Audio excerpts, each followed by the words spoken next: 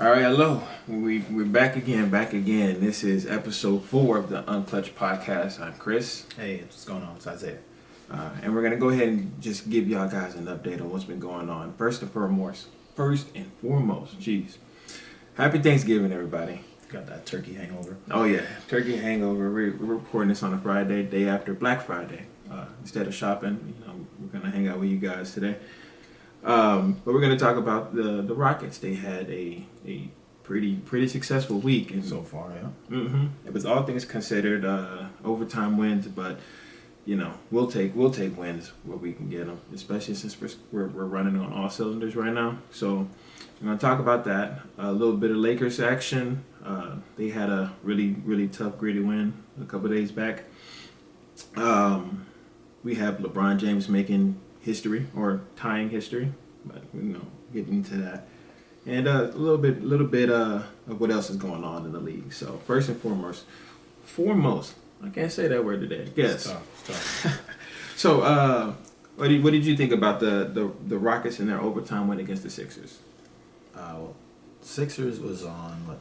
That was Wednesday night. We played the Minnesota Timberwolves Tuesday night, also an overtime win. Back to back. I don't think we should have went overtime against the Sixers, especially with Embiid and Kyle Lowry and Paul George out, so there's no excuse there. Granted, it was a back to back, and we did have to travel the night before Minnesota, going to Philadelphia right after that.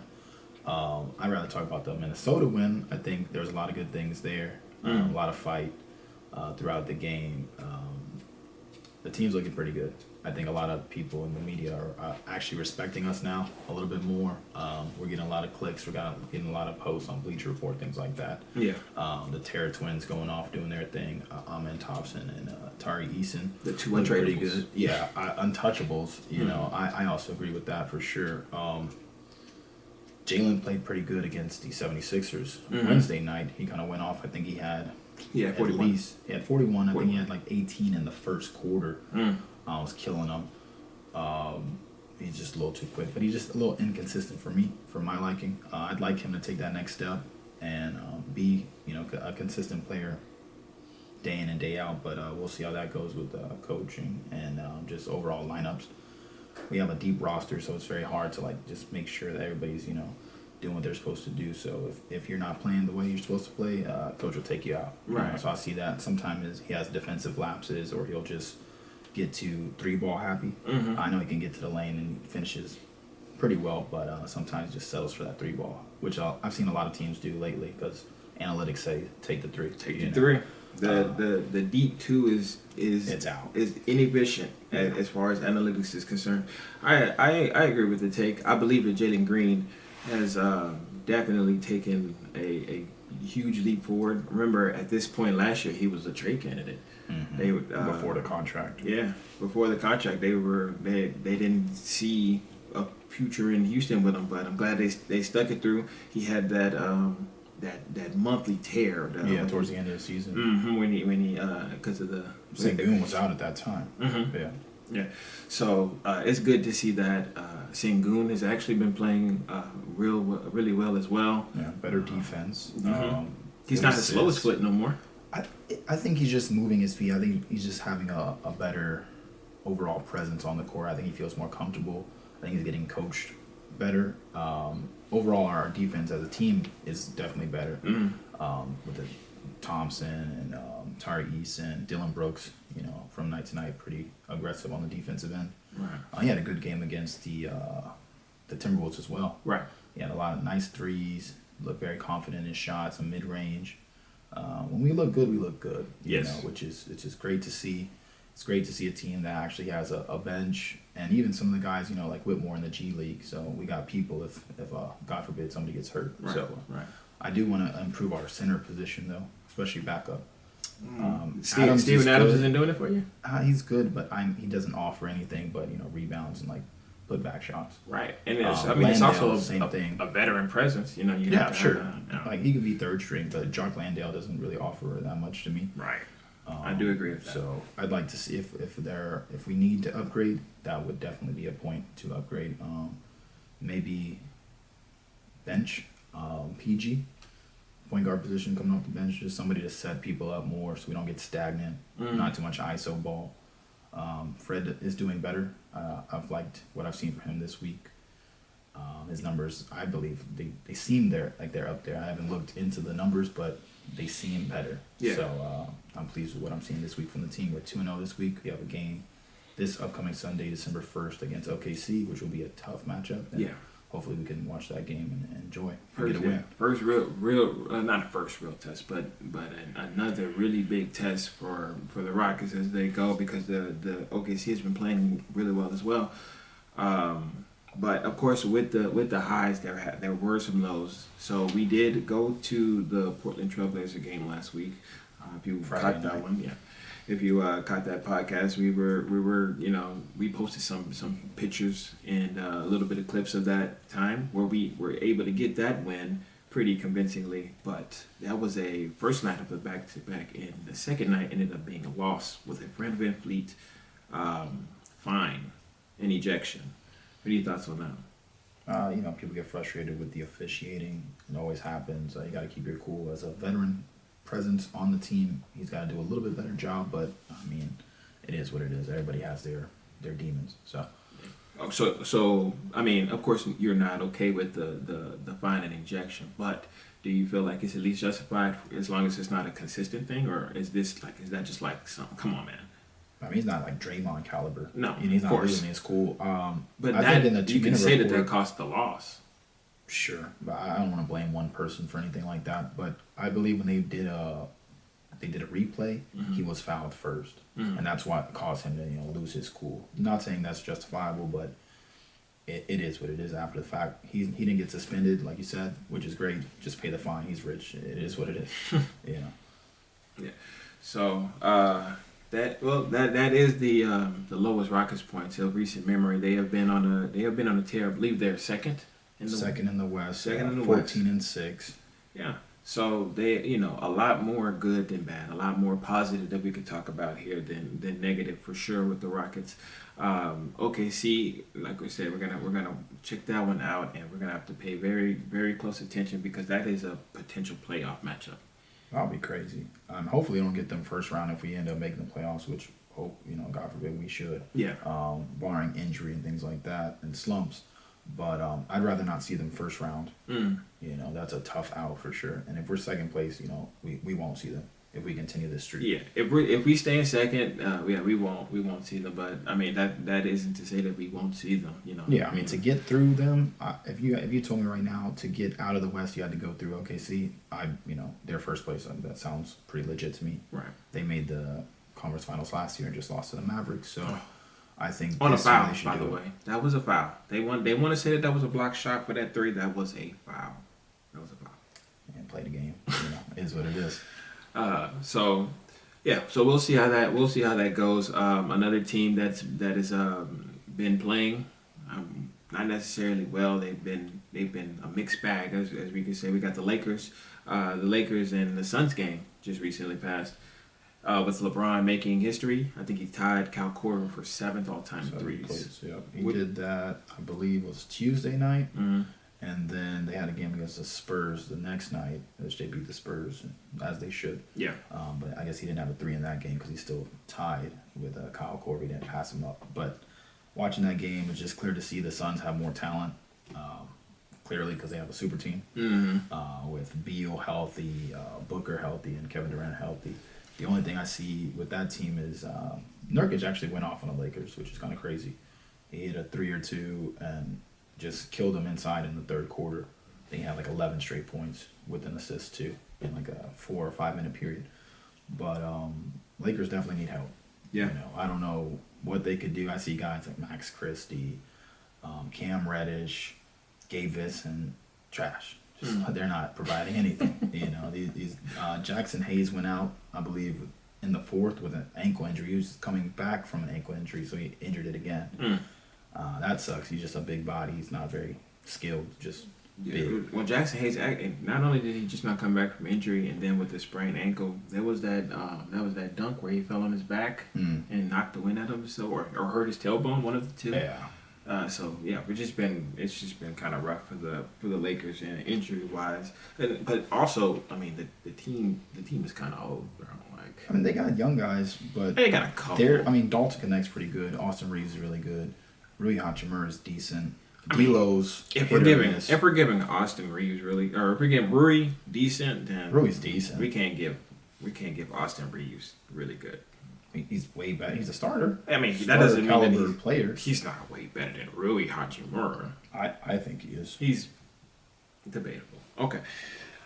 But yeah, so of course the Suns have a super team, but it's not translating on paper. What are they? Are they even ranked on top? They're playoff contention. We can look it up. Hold on, they are 10-8 and 9th in the conference. They coming from injury though. Yeah. KD was out. I think Booker was out. Beal has been out. He's always out. Yeah, Bill is. But that's the price you pay when you're top heavy. Right. Lakers are top heavy for no reason. And the Lakers are top heavy, but they're 11-7 and 5th in the conference. If you look at Ease's schedule, they probably started off with easier opponents. Yeah. They probably have more wins against some 500 teams. Yeah. So let's just say AD gets hurt. He misses 2 or 3 games. They're probably losing those games. LeBron can't carry them right now. He's damn near 40 years old. Right. So your favorite player though. Yeah, for sure. But I could see Father Time catching up with him. He got blocked by Beal on a chase down. That night they played the Suns. I mean, he was like triple team, but still. Okay. And he just didn't have that elevation he would normally have after a spin move down the lane. He just laid it up on the right side. Beal came and got it. Just like he did against Iguodala in the finals. Right. Okay. But I definitely see Father Time. He's taking a lot more threes.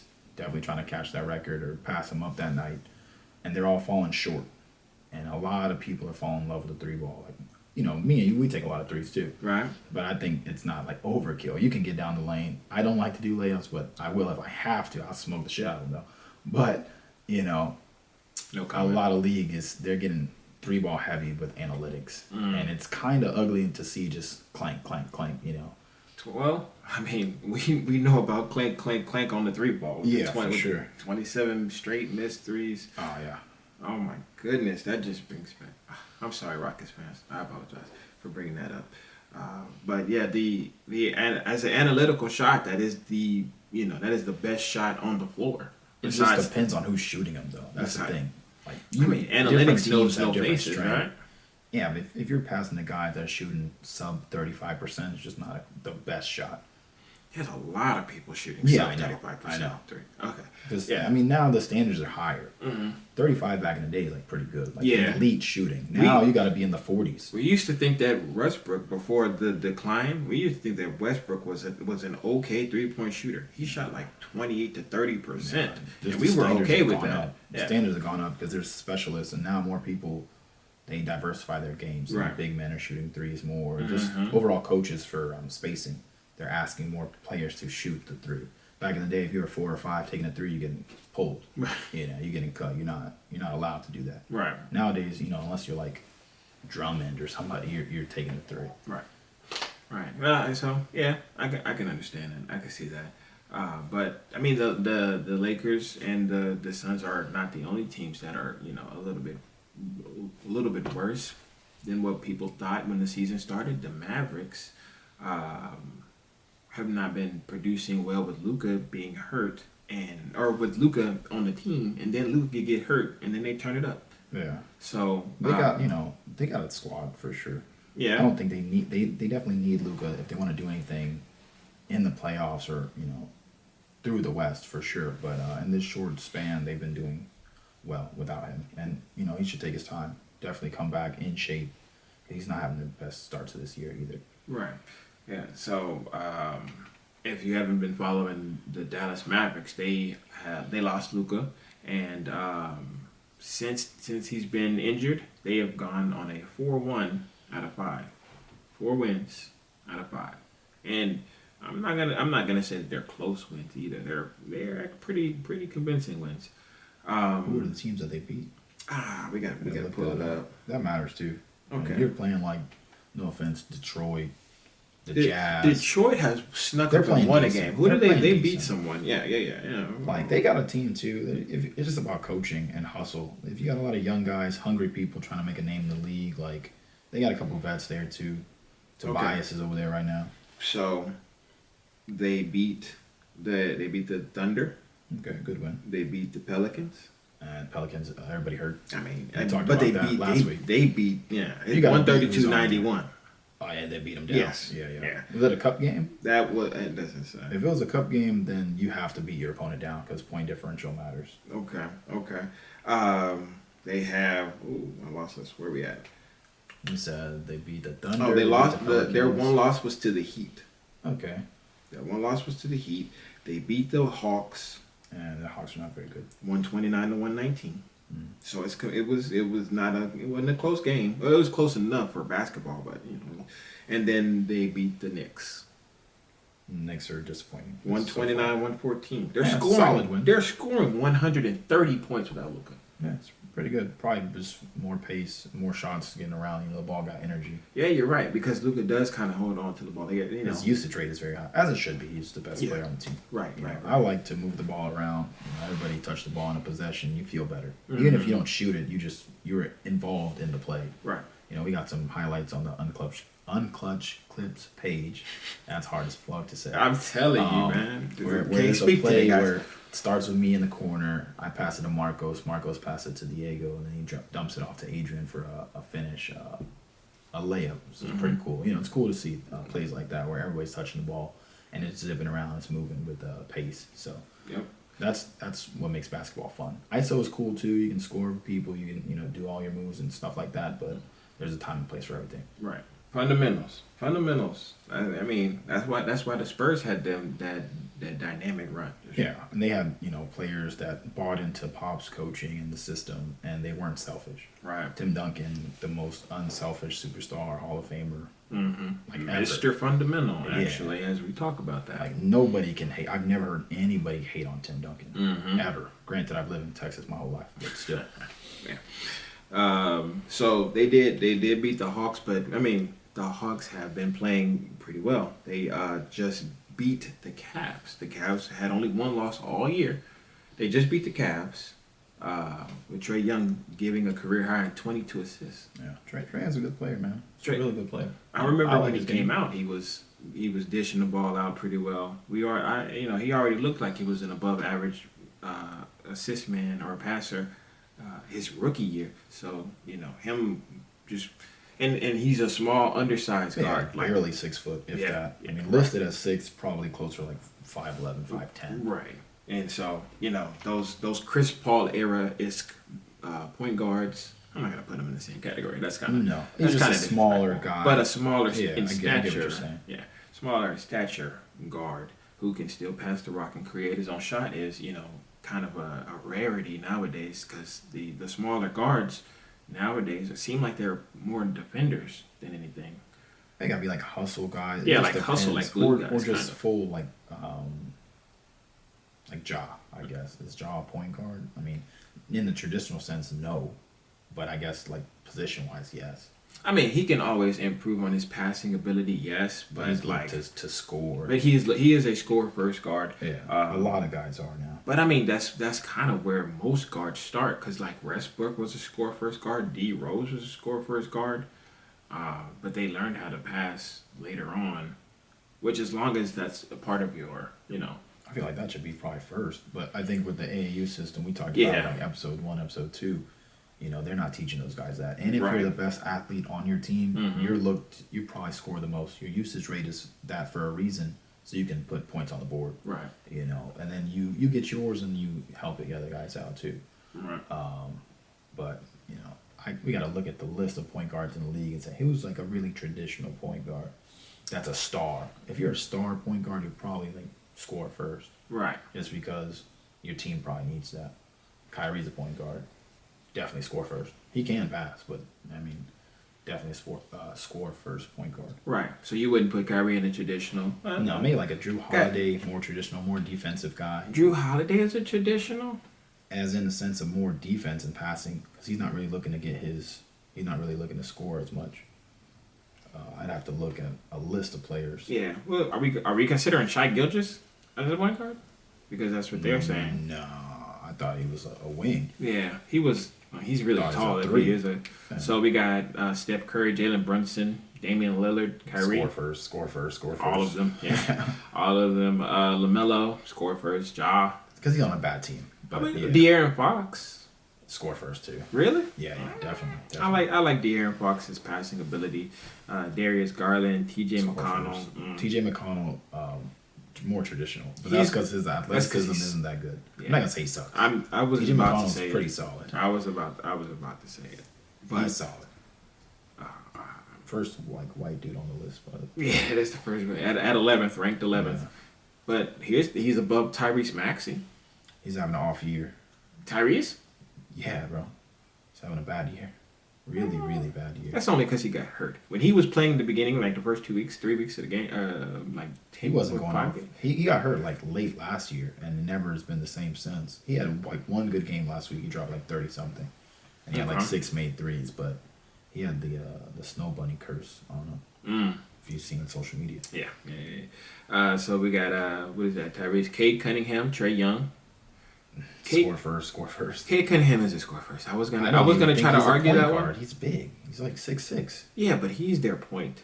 There's literally no one else. We've gotten rid of like traditional because if everybody's on like switching, you have to be able to switch like at least 1 through 4. Yeah. Maybe not 1 through 5. It'd be nice to play 1 through 5 to be able to switch, but they've gotten rid of the smaller guard and the slower non-shooting big. So everybody's like 6'5" to 7'1", and you have to be able to move, shoot, and defend 1 through 5. Right. Okay. Sucks for shorter people. The college game is more traditional, so you can see that if you liked watching that. Yeah, true. Houston in college is not doing that well this year after a crazy season last year. But that might be another conversation. Now Tyrese Halliburton. I think Tyrese Halliburton is falling into that traditional category. I don't watch enough Pacers games to say that, but I know he likes to bomb threes. So I know he can pass. He does a lot of like fake no-look passes, which I don't really like. I think it's kind of corny, but I just don't see it right now. The NBA is a showmanship sport. But it's like I saw you look the guy in the face, and then after you pass, you turned away like you didn't look at him. Like, come on. Well, Patrick Mahomes does that. That's football. It's different. And Mahomes is like the top tier quarterback. Tyrese Halliburton is not a top 10. Matthew Stafford does that. I don't watch enough football to talk about Matthew Stafford. So, and that's pretty much it. After that, it's like Derek White, Peyton Pritchard, Dennis Schroeder. Then it gets more traditional. Dennis is for score first too, but I think he can take a backseat if he has to. Derek White, more defense than assist or scoring. So the traditional, the more traditional you get, the more traditional you get down the list. Yeah, T.J. McConnell being 11th is insane to me. Now looking at the rest of this list, maybe it's just a list. Maybe it's not like ranked. No, it's ranked. On what? On player efficiency. Oh, okay. Well, he's efficient. Makes sense. Yeah. He's playing for the Pacers, right? Yeah, he's playing for the Pacers. Yeah. So, we got a couple of traditional point guards up in the top 10, but for the most part, score first is what they're looking for. It looks like. But then again, is there any position where they're not looking for score first as a part of their center? Even then, though, what depends. What center? But you're not looking to play make as much as a center. It's like an added bonus. Like Jokic, Sengun, those are players that can play make, that are good passers, but they don't necessarily need to be. Right. But I'm speaking more along the lines of playing their role. So if you go the traditional way of thinking about it is the point guard sets up, the shooting guard is the guy who scores. The small forward is the one that plays defense. The power forward is the one that plays defense and helps rebound. And then the center is the guy that grabs boards and protects. Putbacks, lobs, stuff like that. So if you're thinking about it in that traditional sense, can you name any guy who is dominant in their position that does just what they're supposed to do? Off the top of my head, we're talking about for centers. So what are they supposed to do? Just rebound? Just like where do you go back? I mean, there's a guy. It was a rookie on the Portland Trailblazers. I can't think of his name right now, but he had 19 boards, no points, 19 boards, no assists, just boards. That's crazy. Klingon. Donovan Clingan, a rookie. He had 19 boards the other night. He did his job. Yeah. If you're gonna do one thing, some people try to do 2, 3, 4, 5 things, and they're not good at anything. Right. At least be good at one thing. Say, I can really shoot. Can't do shit else, but I can shoot. Okay, it makes sense. That's kind of what you're 7 foot. Hopefully you can to box out and get rebounds. Right. And just give it to somebody who can dribble, because I'm assuming you can dribble. Maybe not NBA level ball handling skills. So you see some of the bigger guys, when they get it, they're like, bro, please get this out of my hand. I can't do anything with this ball. I've seen them stand still. Yeah. And not even use a pivot foot, because they're like super clumsy. And like, if I use my pivot foot, I'm going to travel. Yeah. That's fine. But you got the board, you're 7'2", 7'3" from God knows where. Yeah. And you just pass it when you get it. That makes sense. If your team has younger dudes, scorers, shooters, I'm out here to do one thing. Right. Or two things. Set screens, roll hard, or that's more than two. Get rebounds and putbacks. Yeah, that way. Smaller sample size than other guys that are asked to play make, maybe talk more on defense, run through the lanes, all kind of stuff. Shoot threes, shoot mids, finish at the rim with layups, dunks, all kind of stuff. If you're just like a bigger dude, just get boards, man. Yeah. The ball goes up, box out, try to get boards. Second chance points matters. Even in our little games, the team that rebounds the most, at least you get more chances to score. Right. Especially since towards the end of the game, everyone gets tired, and then they're chucking shots. And it's 10-10. The game's going to 12. We're like, hey, I don't want 2 layups. I just want to 15 minutes later. Yeah. Man. So yeah, I can understand that, but like the traditional position roles, I guess, are gone. They pretty much evolved. So. Yeah, they need to just get rid of the positions if we want to really get there, because now that's what they did with All-Star game. Yeah, or even All-Star, or like overall NBA selection, like All NBA. Mm-hmm. It's like this guy like Jokic is a 5, but he doesn't just do 5 things. He does like 1 through 5 things. He can shoot the 3 ball. He can dribble. He can pass. He gets boards. The game's evolved for sure. Speaking of Jokic, betting odds have him favorite to win MVP this year, even though the Nuggets aren't doing that great. They're doing good. A playoff team, that's fine. Like, I saw somebody argue, I follow the Hornets on Instagram, like, LaMelo should be an MVP candidate. It's like, y'all's team sucks too much for him to be an MVP candidate. If y'all were a top 6 team in the East, maybe he'd be in the running. But even if you're averaging like 30-something plus, and you're, let's say, 11th in the East, that's not doing anything. Nobody's going to talk about you. A lot of people forget about him because he plays on the Hornets. Right. So hopefully he can get out of Charlotte soon. Oh, you think they're not going to let him go? It's not up to them. Well, if he asks for out, then I don't think he would. I don't think he is, but I'd like to see him on a better team. I have seen players force trades, but I haven't seen anyone. Yeah, but I haven't seen anyone like as young as LaMelo do it. You see the multi all-stars, multi superstars guys, James Harden, Damian Lillard.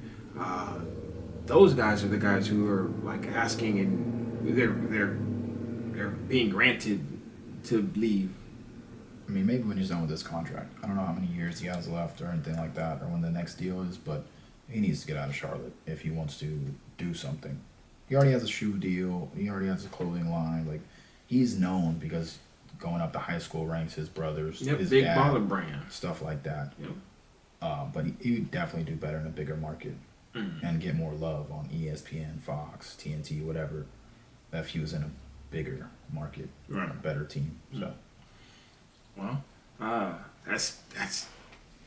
I just don't think they're ever gonna let him go, unless until they're done with him, pretty much. But that's gonna be something that you have to keep paying attention to, because the Hornets, they're not as good, but they're still a playoff team right now, I believe. Are they? I believe they're still a playoff team. I mean, seeing that in the East means nothing. We could be a playoff team in the East. I mean, that's what I'm saying. If you get there with the what are they at? They're in 12th, bro. They are not. No, they're not even a play-in team. Yeah, so, come on. They're I missed. They're 12. The only teams worse than them in the East are the Raptors, The 76ers, Pistons are and the doing better. Wizards. Holy. No, Yeah. that's just by games played though. The Pistons have more games played. They're 6 games below 500. Yeah, but 6 think and about 12. it though. Eighth, and seventh both have 10 losses. They have 12 losses, so they're not. They They're play not, more games. and they play more games. They're not that far out. They're not that far out. It's not bad, but that doesn't look good. That doesn't bode well, in my opinion. Yeah, yeah. They're not definitely need to step historically up. a team that's like, oh, we get better in after All-Star break. No, they're just ass. There's no other way to put it. They're just ass. Like, Okay, yeah. that's unfortunate. Yeah, yeah, it's unfortunate, but so we got way too early. Back in the day, we said that, or back in the last couple of podcasts, we said that Bucks. I said the Bucks would miss. You said that the Bucks would make it. Has your way too early prediction for playoffs changed? No, they're 5th. They're 509. They're not gonna miss. They are 500, but they have like Giannis is still a trade candidate. I don't believe he's a trade candidate for the media. If he doesn't ask, he's not a trade candidate.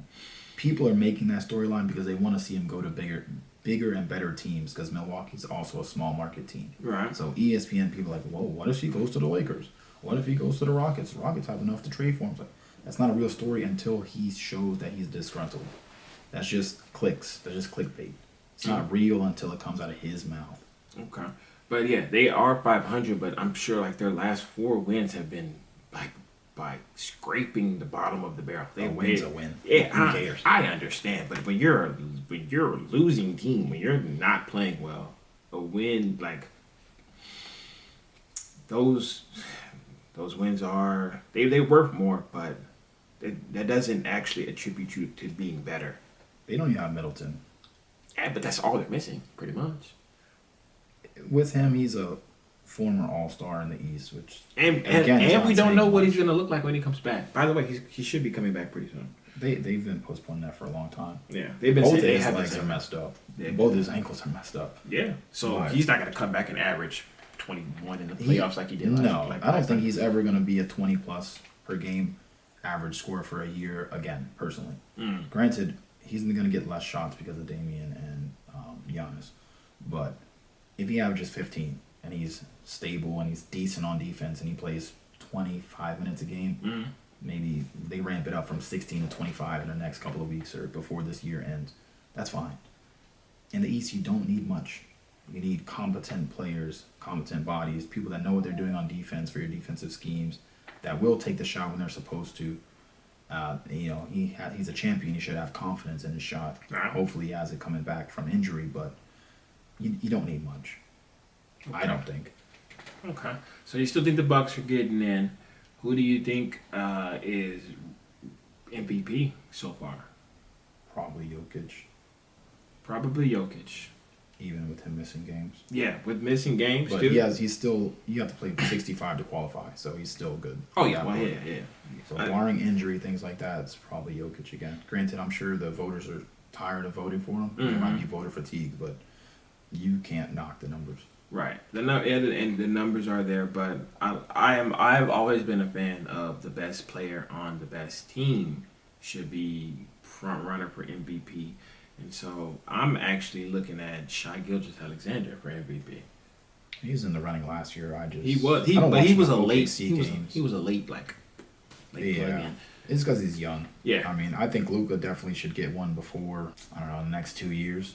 But same thing when he starts the year off kind of rough. Yeah, because he comes in every year out of shape. Mm-hmm. And it takes him a very, very long time to get situated. He has injuries and all kind of crap. Plus But he's injured. he's got to take that more seriously. The team's playing better without him. That's gonna hurt his MVP stock for this year. So what you think I don't think he's next year is gonna get? Yeah, I'm assuming he's gonna get one. In the next 2 years. That's my early prediction. You just got to start a season and finish the season properly. The OKC, like I said, Shai Gilgeous-Alexander will be somebody I'm gonna be paying attention to, especially so since they play the Rockets on Sunday, December 1st. Yeah, I should link for that game. Yeah, we go somewhere for that. For sure. I think it's a day game too. So yeah, we can definitely link up, go watch that, and take some notes. no, that's at 6. That's good. Go That's eat somewhere. Yeah. Like Plucker or something like that. Mm-hmm. So, we might have an unclutch field trip to a Pluckers to go see that game. But so, what are some things that you would want to see from the Rockets to be able to pull that win out? Because it's 1 versus 2 here. I just can't have mistakes. Everybody has to go in like locked in. Mm-hmm. People have to hit shots. Obviously, our defense has to be on point. Everything has to be as close to perfect as you can get going against the best team in the West. Right. So you have to limit the mistakes. Hopefully, Jalen comes out aggressive and shoots the ball well. Mm. So I hope for the best at that. You really can't guarantee anything. But after 3 days of rest, we should be well rested. There should be no excuse. Right. We definitely, for me, I don't know, if we get Steph Curry, Dylan Brooks again, so it'll be a shoo-in. Yeah, if Dylan's giving us like 20, or even like 16 to 25 points, we're in the game. Yeah. Because he's feeling it. He starts talking mess. Like he's gonna get more aggressive on defense because he's feeling his shot. Right. That's what you want to see because he's not known for that. Yep. But he can give it to you, every so often. So credit to Udoka to keep this team defensively in check. yeah, with young guys, there's no excuse. Everybody, you got young legs. There's no excuse, even if you suck. But it's mental. It's usually mental lapses. Yeah, not being in the right position. Mm-hmm. When you see a team going on a run and they're getting wide open layups, wide open threes, transition, sloppy with the ball, you got to call timeout. You got to get in the huddle and set them right. You got to say, hey man, you got to fucking pick it up. Yeah. So, do you think there's anything that the Rockets need to focus on neutralizing on the OKC side to give them a better chance, or do you even consider us to be the underdogs in this matchup? Oh, definitely the underdogs. You think so? Yeah. Not barring, of course, our records and standings or anything like that. Do you think that pound for pound OKC is a better team? Fully healthy, like with Chet, yeah. Okay. Even though Chet's still hurt, I believe, but. I mean, you got to play who's in front of you. Right. You can't. I don't think this team is going to duck competition by any means. They're young, they're scrappy, but I think they have the confidence this year. From what I see so far, is they'll go up with any team. They're not afraid. Right. Which is good to see. So we'll see how it turns out. Okay. I have a couple of tips that I think that the Rockets need to utilize to make sure that they put themselves in the best position to win. The Shai Gilgeous-Alexander isn't necessarily your 3-point shot, so I would like for them to have a more athletic defender on him instead of like their best defender. I would rather them have a more athletic player to play defense. Excuse me, because Shai Gilgeous-Alexander is a very shifty guard. He can slip past the guy, and if he's in front of him, then you have to be pretty athletic to bother the shot or muck up the resulting play.